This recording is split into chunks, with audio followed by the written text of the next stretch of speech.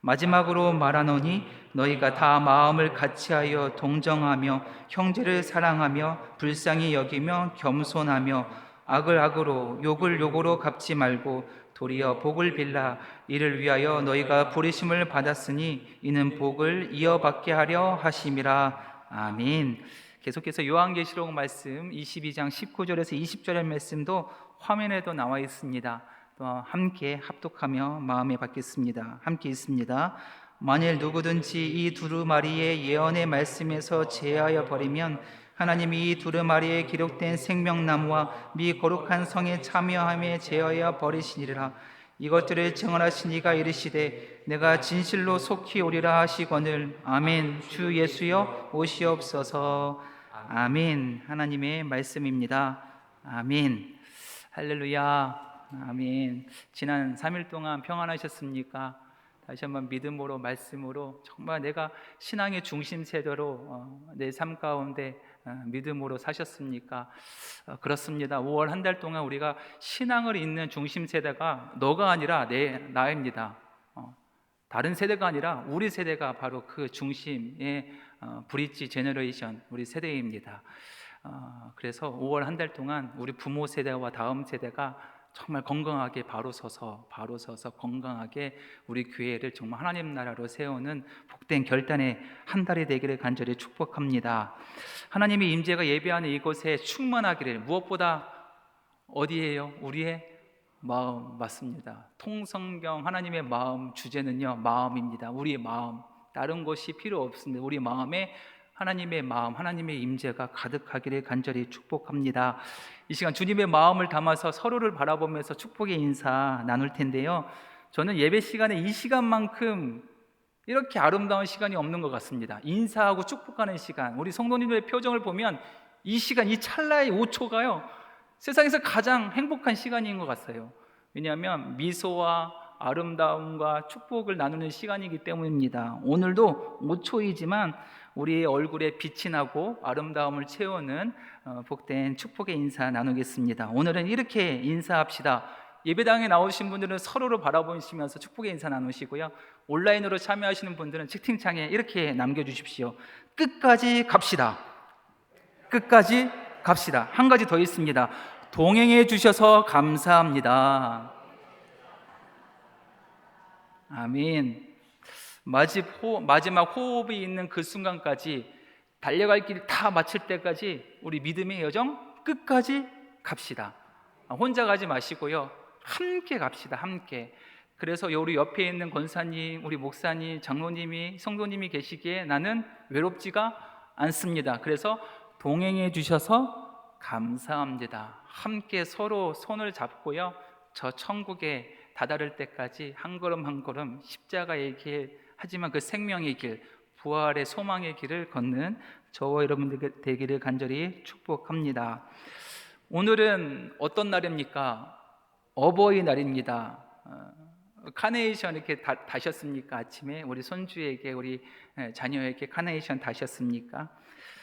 카네이션은 우리 육신, 육체라는 뜻이죠. 꽃명입니다. 육체, 나를 육체를 낳아주신 부모님께 감사합니다라고 꽃을 달아드립니다. 또한 여기 계신 우리의 부모님, 믿음의 부모님들 계십니다. 그동안 우리 재단을 위해서, 우리 다음 세대를 위해서 섬기시고 기도해 주시고 아낌없이 헌신해 주신 우리 믿음의 부모님, 믿음의 어른들께 다시 한번 감사드립니다. 더 건강하셔서 오래오래 믿음의 본, 믿음의 자리를 지켜주세요. 우리 다음 세대가 든든히 세워갈 수 있도록 믿음의 중심 세대가 되어주세요. 그래서 건강하게 아름답게 세워가는 부흥의 불길을 타오르는 그 역사의 순간을 함께 목도하며 하나님께 영광 돌리는 복된 우리 믿음의 어른들, 믿음의 선배, 부모님들 되기를 간절히 축복합니다. 그래서 제가 여러분들께 카네이션을 다 달아드리고 싶은 마음은 굴뚝 같지만, 저는 인카네이션, 누구입니까? 말씀이 육신이 되어 오신 예수님을 소개해 드리겠습니다. 마음속에 드리겠습니다. 예수님 마음에 받아가세요. 마음에 카네이션만 꽂지 마시고 예수님을 마음에 담아가는 복된 예배 되기를 간절히 축복합니다. 지난 주일은 5월 5일 어린이날이었습니다. 오늘은 5월 8일 어버이날. 근데 저는 궁금했습니다. 왜 이렇게 마주보고 있을까? 어린이날과 어버이날 이렇게 마주보고 있잖아요. 저는 여기에서 좀 의미를 생각했는데요. 잠시나마 어른과 아이들이 서로를 진심으로 마주보고 너가 얼마나 소중하고 필요한 존재인지 확인하는 달이 아닐까 저는 생각합니다. 어른도 아이도 필요해요. 모두가 소중한 존재라는 거예요. 그래서 어버이날과 어린이날이 이렇게 마주보고 있는 것이 아닐까 저는 생각합니다. 그렇습니다. 하나님 나라를 세우기 위해서는요, 부모 세대도 어른들도 필요합니다. 그리고 어린 다음 세대도 필요한 거예요. 소중하게 여기면서 그 가치를 아름답게 세워가면요, 이 땅 가운데 정말 하나님 나라가 임할 줄을 믿습니다. 그 시작점이 우리 남성교회 온 믿음의 식구들 되기를 간절히 축복합니다. 왜 이렇게 길었냐면요, 오늘이 종강이기 때문입니다. 4인 4색 성경 공부, 수요 성경 공부 첫 강의, 첫 번째 강의가 드디어 오늘 종강합니다. 새로운 자리, 은혜의 자리였습니다. 허락하신 하나님께 감사드리고요. 이 시간을 통해서 다시금 그 말씀 가운데 더 가까이 가는 복된 시간이 계속 이어지기를, 강물처럼 흘러가기를 간절히 축복합니다. 성도님들은 어떠셨는지요? 처음에 출발했는데 2달 반 정도 출발했는데 오늘 이 마지막 종착점까지, 종강까지 필요한 것이 있습니다. 출발에서부터 도착까지 필요한 것이 무엇입니까? 인내가 필요합니다. 인내. 그리고 기다림. 마지막 때를 기다림이 필요합니다. 처음이 있으면 끝점이 반드시 있기에 우리는 그 끝점을 향해서, 마지막을 향해서 좌우로 치우치지 아니하고 달려갈 길 다 선한 싸움 싸우며 의의 면류관, 생명의 면류관을 향해서 나아가 그날까지 믿음의 행진 걸어가야 합니다. 중요한 것은 기다리는 거예요. 마지막 때를 기다리는 거예요. 그런데 이 기다림 정말 쉽지가 않습니다. 우리 아이들에게 기다려 라고 얘기하면요, 몇 초도 안 돼서 다 됐어? 다 끝났어? 출발하면 돼? 라고 이야기해요. 아이들에게 이 기다림을 어떻게 설명할까 정말 어렵습니다. 기다림 단어를 설명해야 되는데 우리 아이들은 이해할 수가 없는 거예요.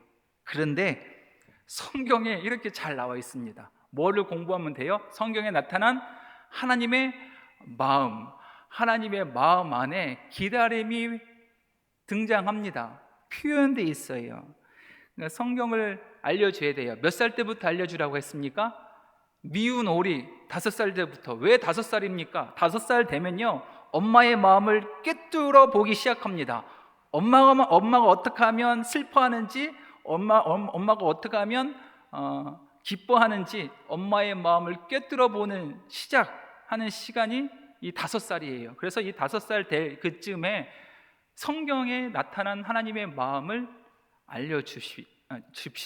그러면 자동적으로 하나님 마음에 담겨진 이 기다림을 우리 아이들이 품을 수 있다라는 이야기입니다.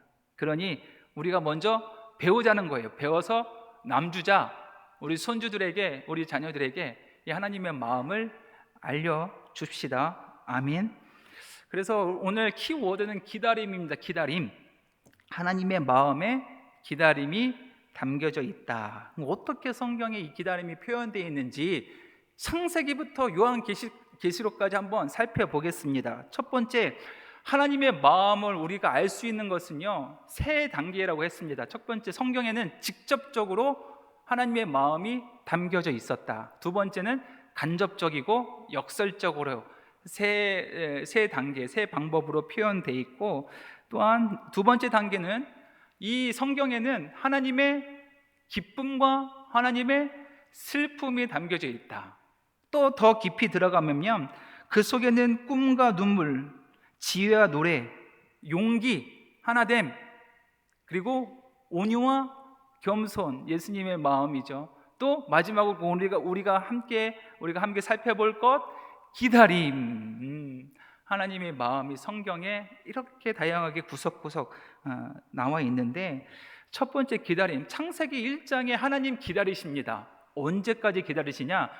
여섯째 날까지 기다리세요. 여섯째 날 될 때까지. 첫째 날에 창조하시고 기뻤다, 참 보기 좋았다. 두 번째 날도 창조하시고 좋았다, 보시기에 좋았다.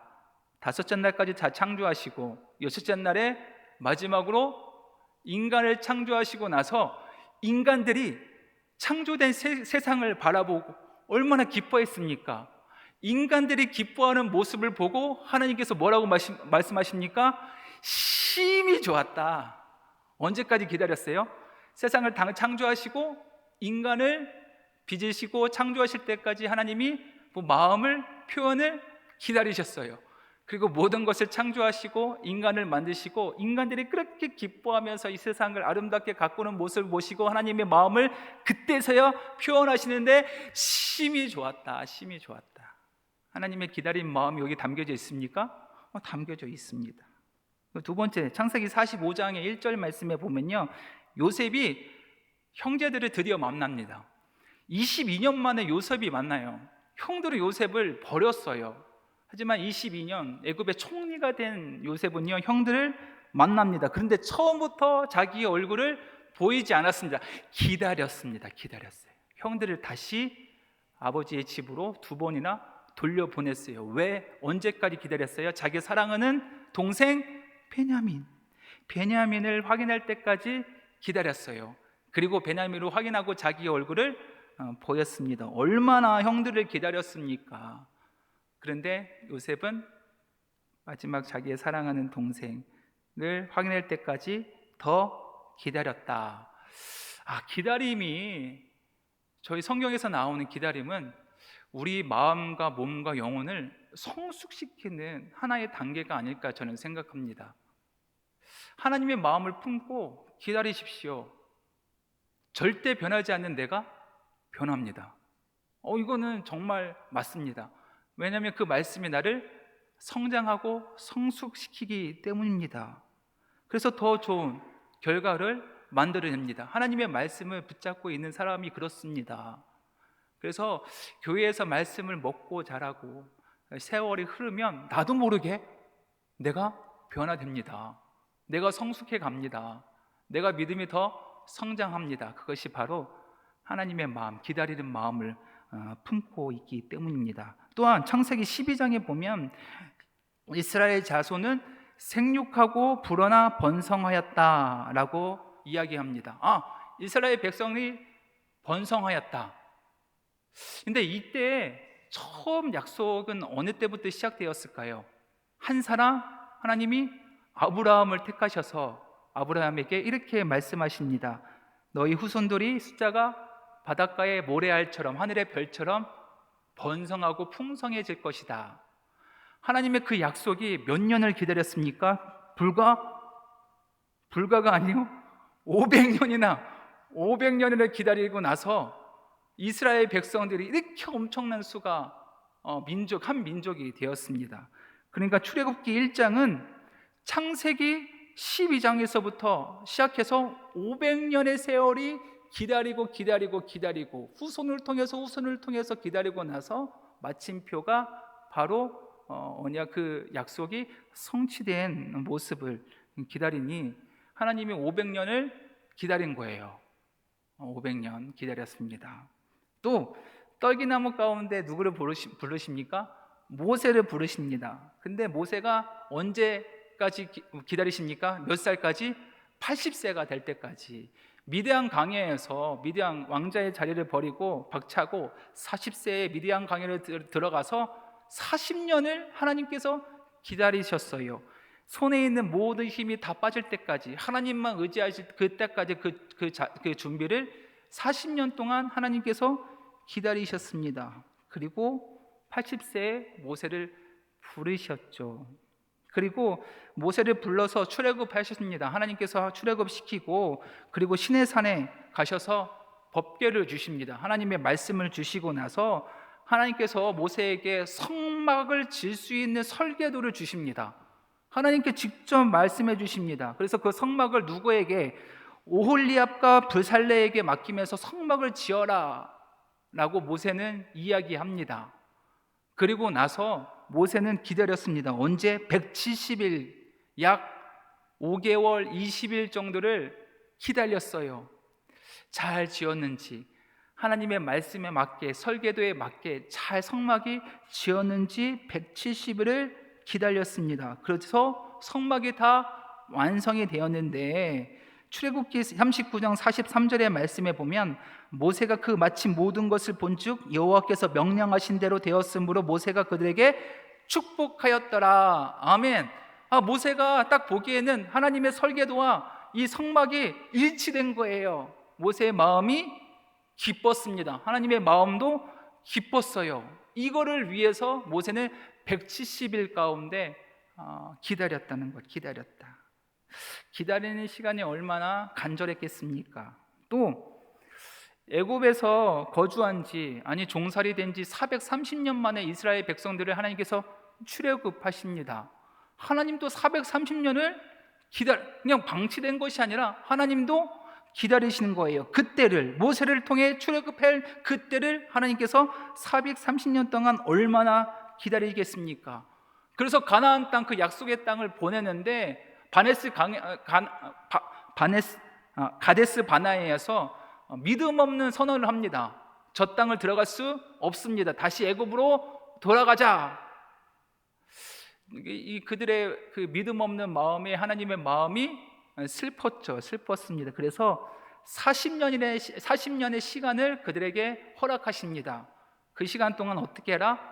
다음 세대, 부모 세대 위에 다음 세대, 만나를 먹고 태어났던 그 만나 세대들에게 40년 동안 하나님의 말씀을 교육할 수 있는 기간을 기다렸다. 40년을 기다리고 나니 어떡합니까? 만나 세대의 다음 세대의 마음에, 출애굽 2세대들의 마음에는 불타올랐습니다. 말씀으로 사로잡혔으니 그들의 마음에는 두려움이 없고 용기만 생겼다는 거예요. 40년을 기다리고 나니 이렇게 하나님의 때에 놀라운 역사가 이루어납니다. 드디어 가나안 땅에 도착합니다. 또 뭐를 기다렸을까요?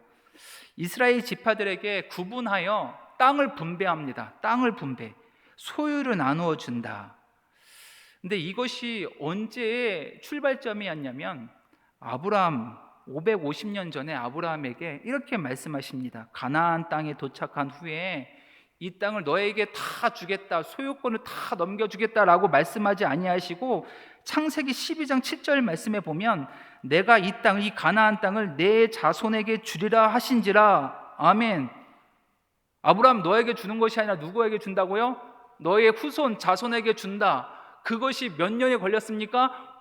불과 50년 여호수아 때에 드디어 가나안 땅에 도착해서 땅을 분배받게 되는 거예요. 550년 하나님 기다리셨습니다. 그리고 그 약속을 지키셨습니다. 우리 하나님 기다림의 왕입니까? 맞습니다. 우리 하나님 성경 구석구석에 기다린다. 하나님의 때까지 기다린다. 인간만 기다리는 것이 아니라 더 애타게 기다리는 하나님이 계셨다는 것. 오늘 말씀의 결론입니다. 또 한나의 경우도 때가 이르면 아들을 낳게 됩니다. 근데 그 전에 한나가 얼마나 간절히 기도했습니까? 서원하면서 하나님 나에게 아기를 주옵소서 마음을 쏟아 기도하는 그 기도를 듣고 엘리 제사장이 한나에게 얘기합니다. 평안한 마음으로 돌아가라. 하나님이 그대가 간구한 것을 이루어 주실 것입니다. 이 말을 듣는 한나가 마음이 어떡합니까? 평안을 얻고 집에 돌아갑니다. 그리고 기도의 응답이 하루 이틀 만에 이루어져요. 잉태가 됩니다. 근데 하루 이틀이지만 그 찰나의 순간이지만 그 한나는 그 짧은 시간의 기다림도 간절했습니다. 하루가 아마 1000년 같았을 거예요.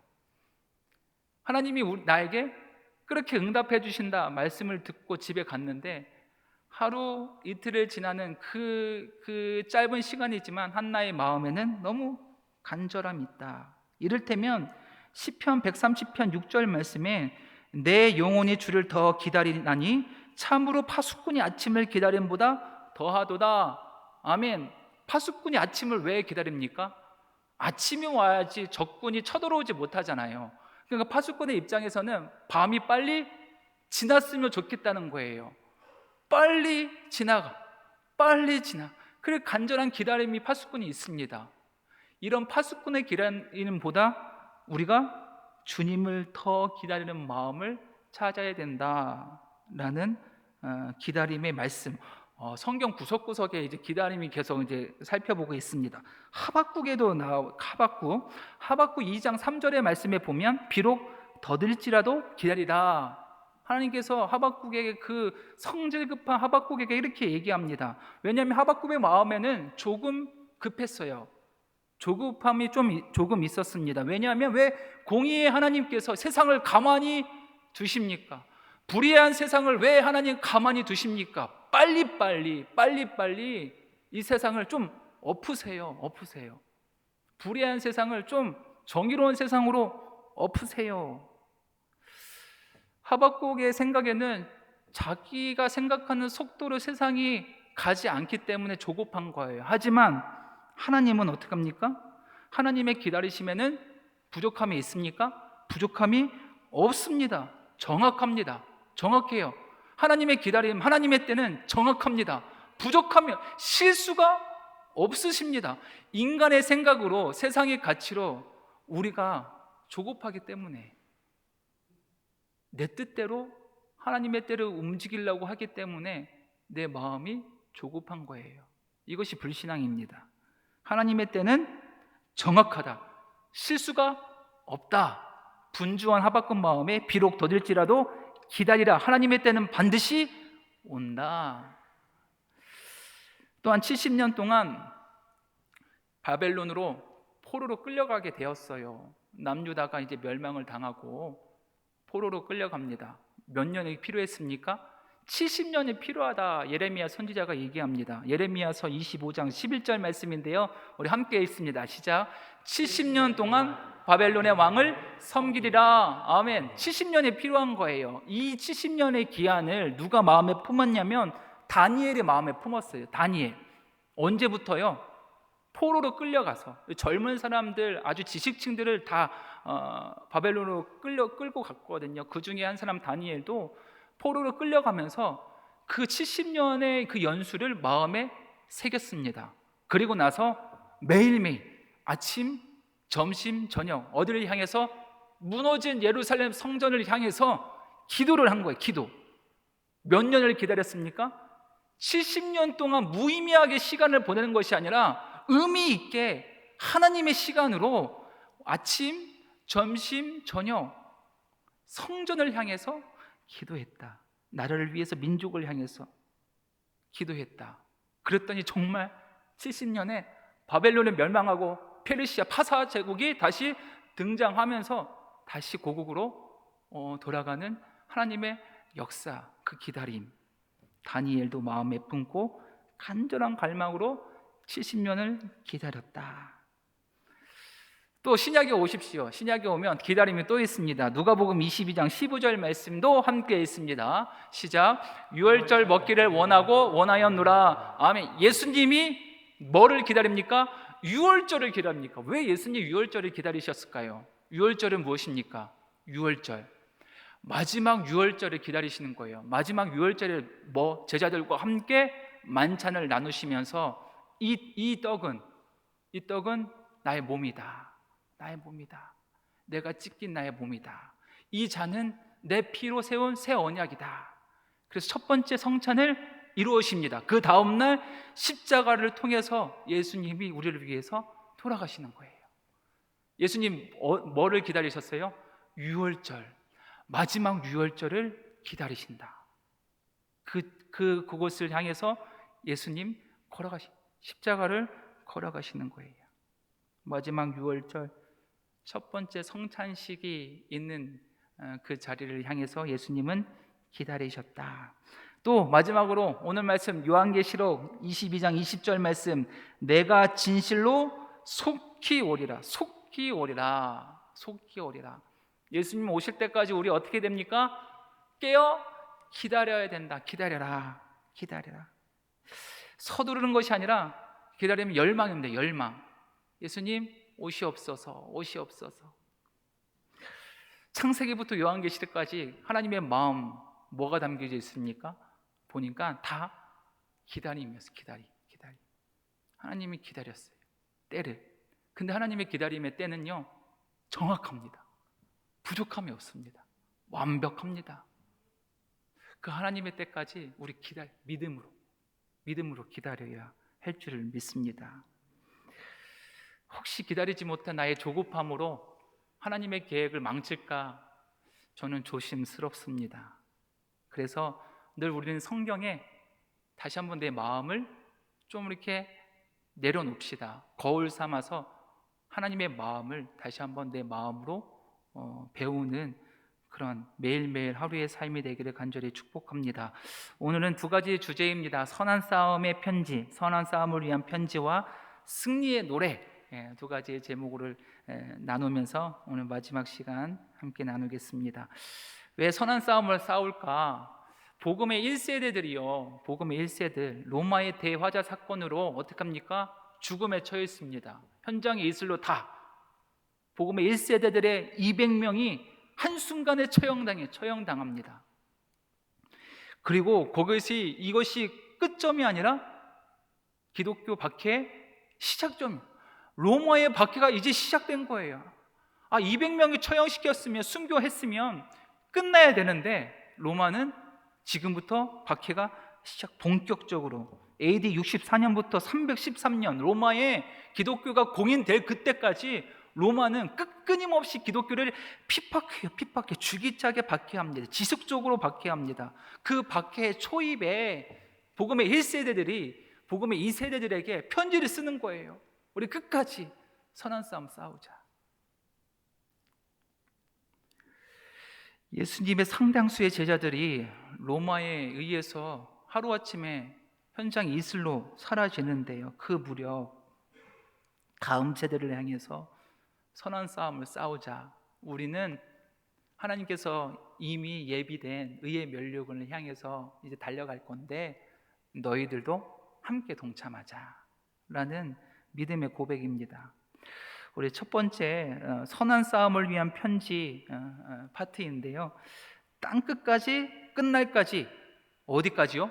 땅끝까지.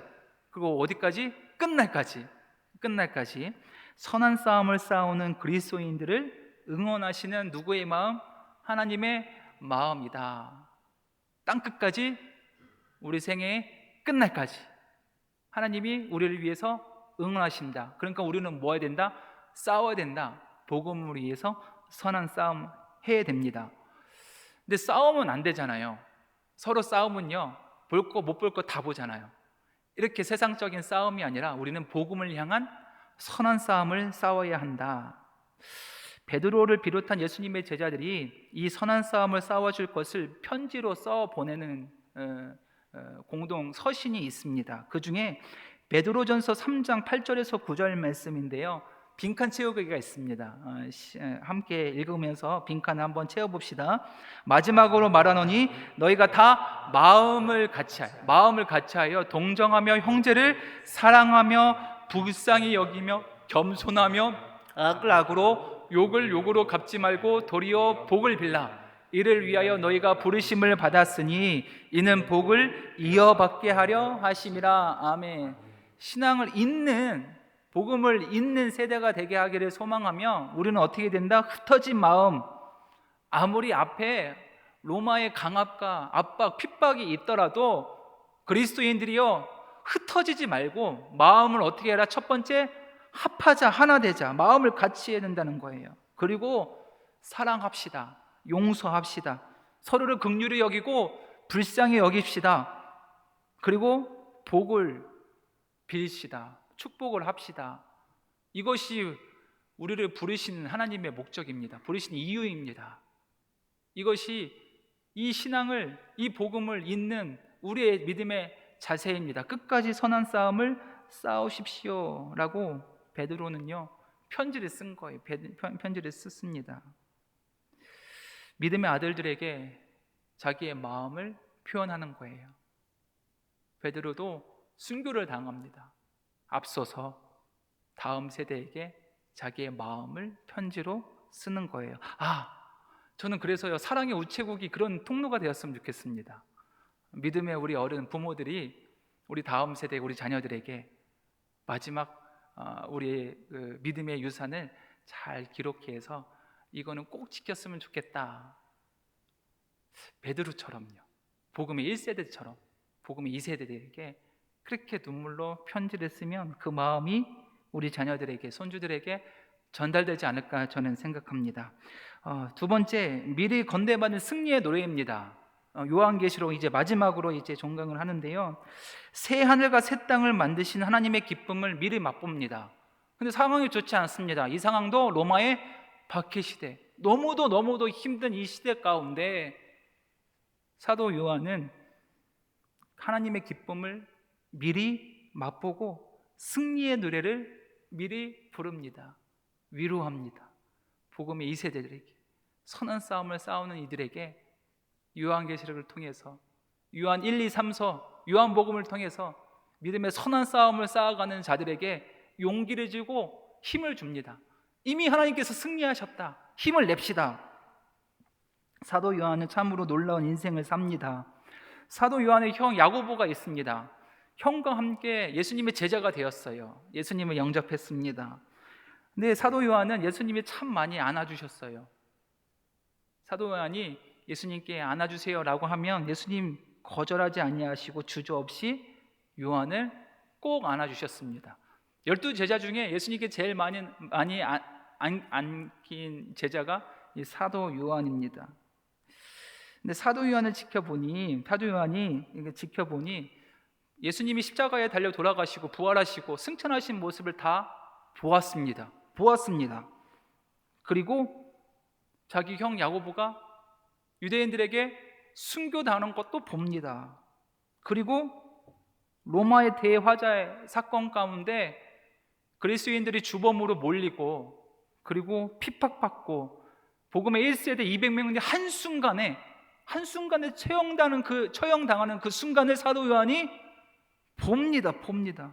그런데 어떻게 됐는지 자기는 빠져나오게 됩니다. 이런 상황에서 사도 요한은 끝까지 복음의 2세대들과 함께 선한 싸움을 싸는데 30년 이상 젊은 기독교인들을 끌어안고, 복음의 2세대를 끌어안고 주님의 복음을 끝까지, 복음의 1세대들이 그렇게 명시했던 그것을 끝까지 전해가며 선한 싸움을 쌓아가는 그 가운데 사도 요한은 큰 깨달음을 얻었어요.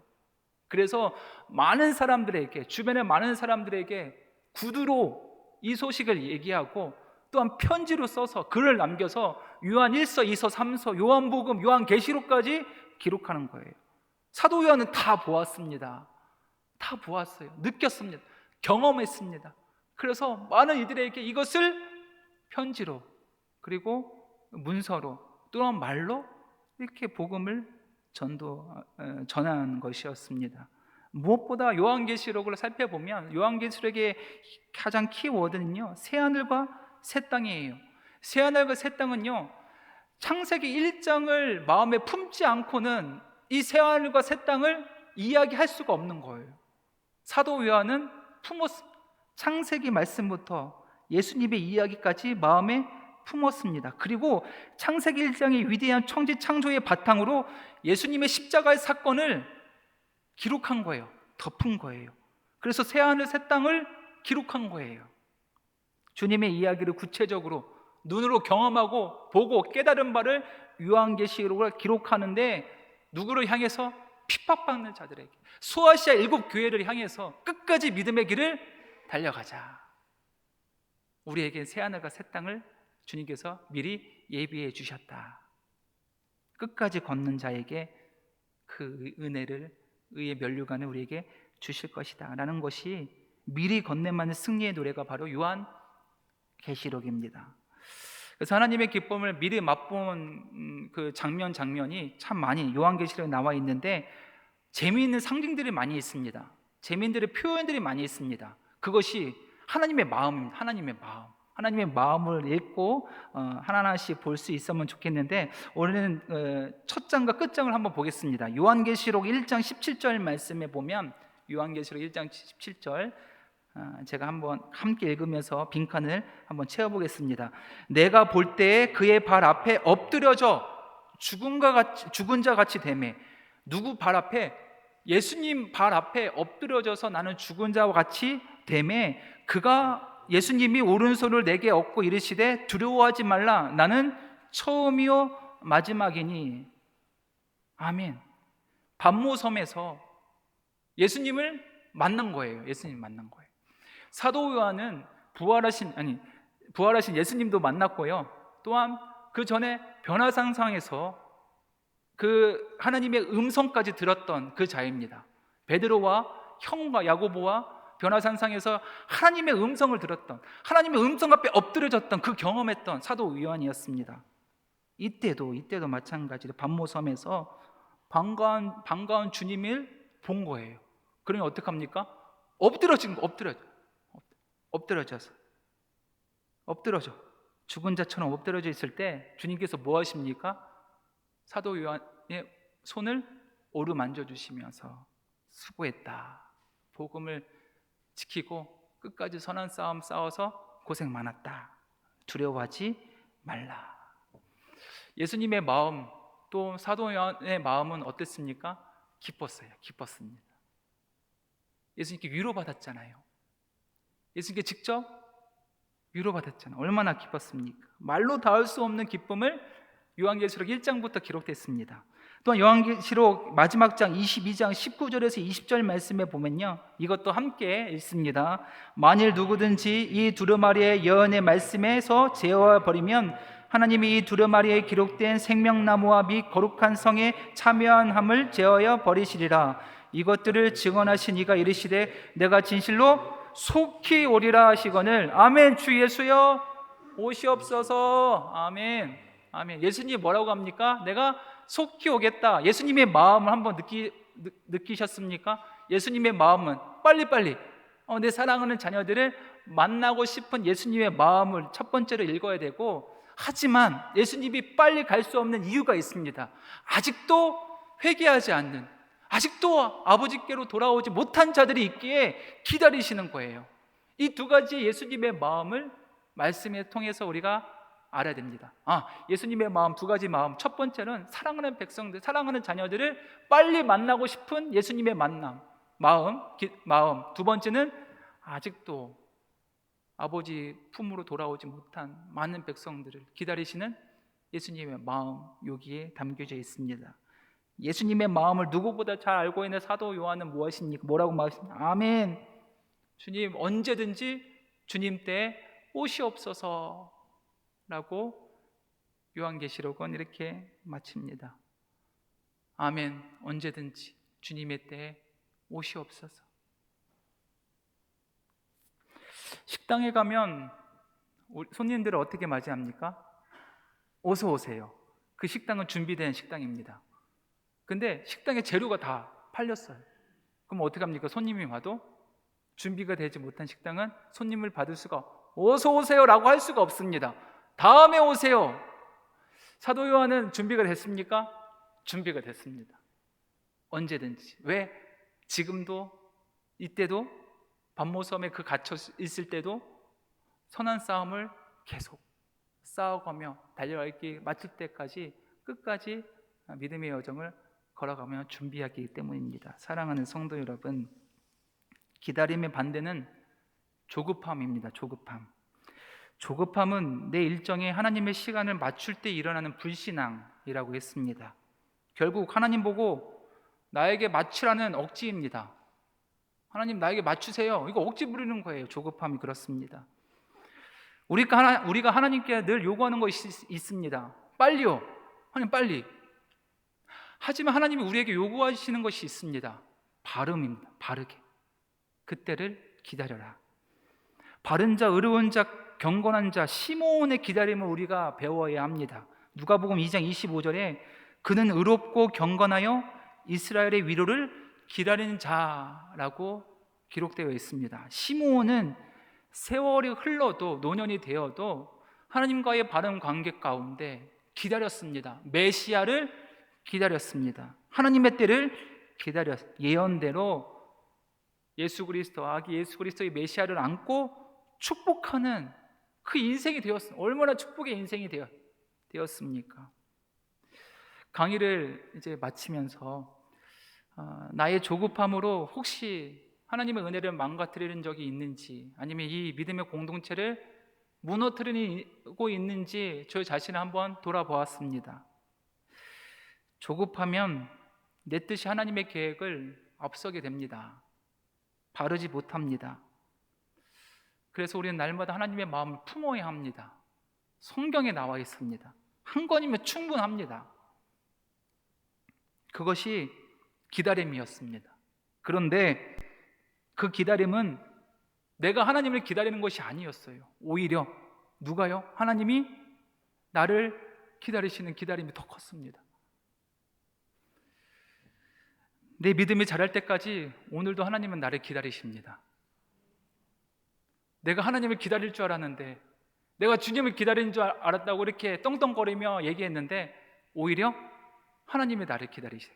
내 믿음이 자랄 때까지 기다리고 또 기다리셨습니다. 예수님도 기다리셨습니다. 제자들이 싸우고, 제자들이 내가 앞서고 오른쪽 왼쪽 또 십자가 앞에 뿔뿔이 흩어지고 다시 고기 잡는 터전으로, 삶의 터전으로 돌아가고 흩어지고, 그래도 예수님은 기다렸습니다. 언제요? 성령님 오시는 그날. 성령님 오시면 다 회복되니까 예수님은 성령 오순절 마가의 다락방, 그 사건을 예수님은 기다리셨어요. 그래서 부활하셔서 바로 승천하지 아니하시고 제자들과 함께 그 열을 기다릴 수 있는 믿음을 제자들에게 주시는 것은 아닐까 저는 생각합니다. 기다리지 못해 조급함으로 아버지 재산을 다 흥청망청 써 내려가는 탕자. 하지만 아버지는 또 기다리십니다. 그 탕자가 돌아오기를, 하나님의 품으로 다시 돌아오기를 아버지는 오늘도 나를 기다리십니다. 돌아오기를 기다리시는 하나님 아버지의 마음을 품고 다시 우리 다시 달려갈 길 다 마칠 때까지 믿음의 길, 선한 싸움의 길, 그 십자가의 길, 하지만 멀고 험한 그 골고다의 언덕의 길 함께 걸어가기를 소망합니다. 그 길이 마지막 아버지의 마음까지 다다르는 유일한 길입니다. 끝까지 우리 남성교회 온 믿음의 식구들이 함께 한마음 되어서 복음으로 하나 되어서, 성령으로 하나 되어서 우리에게 주어진 모든 삶의 자리를 복음으로 또 사랑으로, 용서함으로, 또한 무엇보다는 하나님의 마음으로 가득 채우면서 그 천국을 향해서, 한 방향으로 향해서 달려가고 나아가는 우리 남성교회 온 믿음의 식구들 되기를 좋으신 예수님의 이름으로 간절히 축원합니다. 아멘.